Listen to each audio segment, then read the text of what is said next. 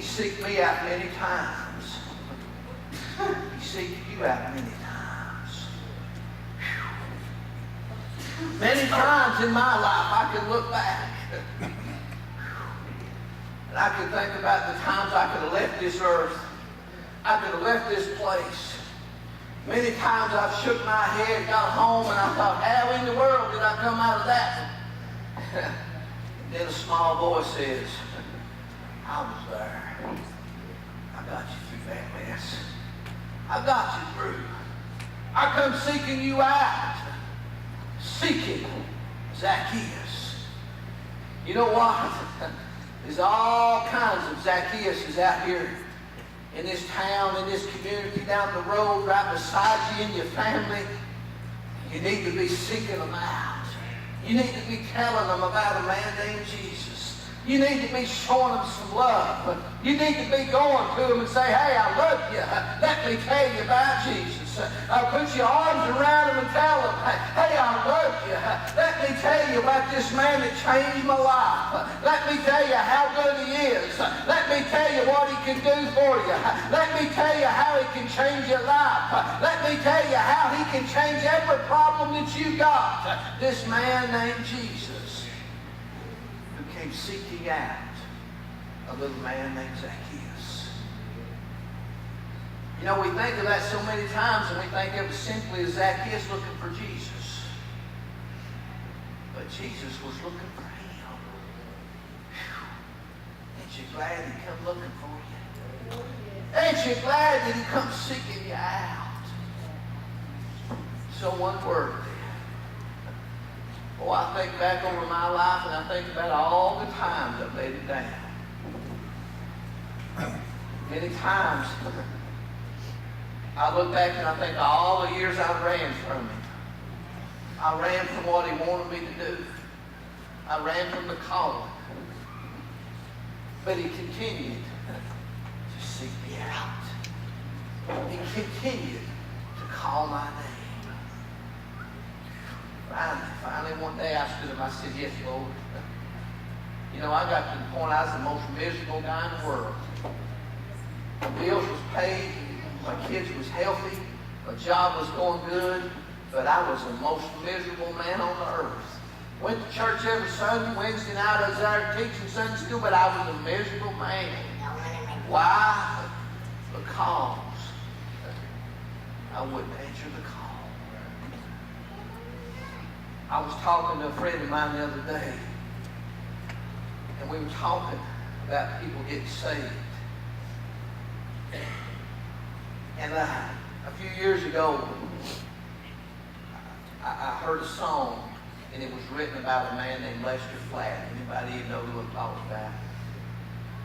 Back in the 1950s and 60s, there was, if you like bluegrass music, there was a band that traveled around, and nobody could play like these two boys, Lester and Earl, in the Foggy Mountains.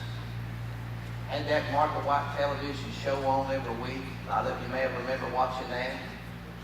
And I'll get on there on YouTube and I'll watch old replays of Lester and Earl. It's just amazing how they played, how they sung. And Lester was down around Sparta, Tennessee. And Earl was from over Flint Hill, North Carolina. But Lester Flatt was a member of the Grand Ole Opry. Played Carnegie Hall, and had all the popularity on the Beverly Hillbillies television show. Had the song, the theme song. They sung that. They traveled up down the road. Martha White had them on, all this stuff. They would kick off the Martha White show on the Grand Ole Opry on Saturday nights. And had people all over the world here. Had all the popularity, and everybody. He was a popular man. But Lester didn't know Jesus. And not too long before Lester died, he got saved. And they took him down to a little creek down in Tennessee. He wanted to be baptized. And they baptized him, and when he come out of the water, these were the words that he said. Why did I wait so long? Why did I wait so long? And there was a boy wrote a song inspired by those words that Lester Flatt sung. Or he said as he come up out of the water, he said, why did I wait so long? And the song says, to answer the call from the greatest of all. Why did I wait so long? You know, I began to think about that over my life. I said, why did I wait so long? To answer the call that he truly had on my life. He comes seeking after me. Just like he's been seeking after many of you. But I'm so glad that he loved me and he was, you know, persistent. He never stopped. He never let up. He continued to seek me out. Is he seeking you out tonight? Is there somebody, someplace that needs to hear about Jesus? Is there some Zacchaeus in your life that needs to hear about it? Is there somebody you know that needs a change in their life? Seeking out Zacchaeus. Jesus came seeking out him. Little did he know when he climbed that tree that the man that he wanted to see would speak and say, come down, because I got to go to your house today. I'm going to change some things about you. You know, one of the greatest lies of the devil is this. You can't get saved. You can't know him because you've done too many bad things.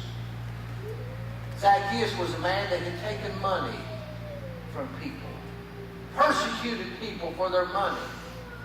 Nothing any worse than that day than to go and be a tax collector. He was a sinner. Man, he said he was wealthy, but he was without Jesus. And the devil will absolutely tell me. I witness to people and they say, listen, preacher, you just don't know what all I've done. Well, I'm going to tell you something. As I've said many times, Jesus don't care about your past. He cares about your future. He don't care what's happened in the past. He's caring about your future and what direction you're heading. He comes seeking you out. And the devil will say, hey, you remember back when you did this or you did that? You remember? You know, sometimes we just need to stop and say, yeah, devil, I remember, but Jesus don't. He don't remember none of it. He wiped it clean. Last couple of days of school, you know, we get ready, we got to start cleaning the room up today. I got in there with a couple of my kids, and they said, can we clean your board? They love to wipe that board, you know. So I got the board cleaner, and it's all, you know, hazy and all this stuff. And we began to spray and we began to wipe, and then we just put the elbow grease to it, and before long, we had to clean it. One of the kids said, man, it looks like brand new. Looky there, how white that is, and how new it looks. And it just crossed my mind. That's what Jesus does. He just wipes it clean.